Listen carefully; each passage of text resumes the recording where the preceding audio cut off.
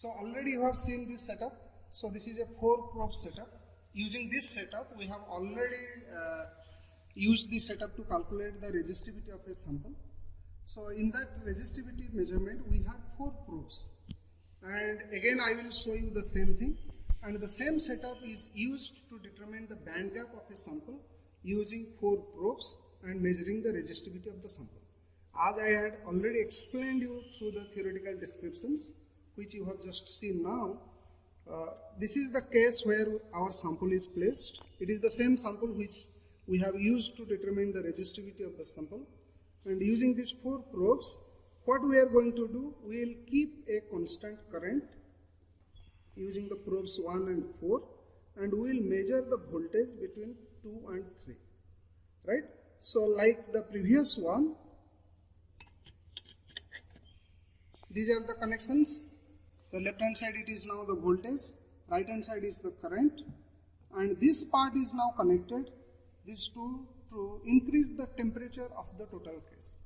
Because we want to increase the temperature, let us say that from room temperature we will go up to something like 80 degrees centigrade or 100 degrees centigrade. But I need to calculate in terms of Kelvin. So this particular setup, it gives me everything.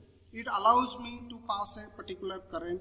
It allows me to measure the voltage what is being developed in probe number 2 and 3, and it also allows me to control the temperature of the sample. So let us start it. You can see this room temperature is something like 307 Kelvin, and if I add 80 Kelvin, I will go around 387 or 390 Kelvin. I will go up to that. So roughly you can say I will go up to 100 degrees centigrade or 110 degrees centigrade. Right? So as I had explained in the theory, we should pass a fixed amount of current. Let us say that I will put it into the current mode, and I will keep on increasing this till it is something like 2 milliampere.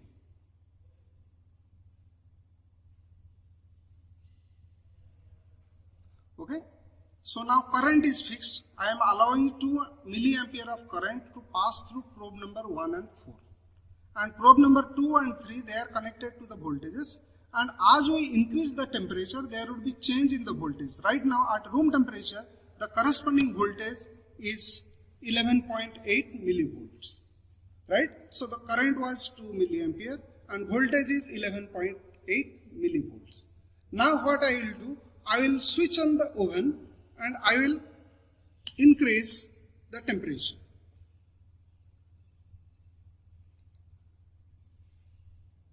You can see when I rotated this knob, this green light that got on, and now as the temperature will increase, we will see there is a variation in the voltage. I am not going to change the current, my current is fixed, and now I will plot a graph between 1 upon temperature and the voltage. The relation I had already explained you while I was talking about how to calculate the band gap. So it is essentially voltage would be directly proportional to e to the power Eg by 2 kt. So if I plot the logarithmic values ln v versus 1 upon t, the slope will give me Eg by 2k. So that is what we are going to see. Right now you can see that it is flicking the last digit, so it is now 308, and now voltage has gone, it is almost there, 11.7. Right? So we will have a 10 data points or 15 data points, so that the temperature as it is decreasing, the voltage will get changed and corresponding reading will have it. And once it has gone to 309, 310 and it will continue, how long we will go?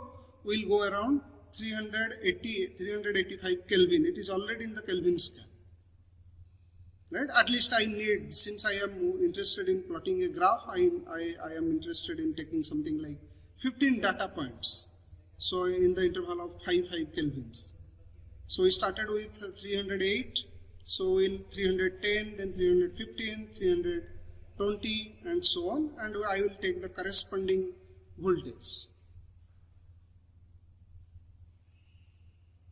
Right? So from that graph, then you will have the slope as I had already shown you, and from that slope you would be able to calculate that value is equal to Eg by 2k, and k is the Boltzmann's constant. We will put those values and calculate the band gap of the sample. Correct? So right now it is increasing, it has now gone to 315 Kelvin, 315 Kelvin, and it has come down from 11.8 to 11.2. Right, so you will plot the graph between these two.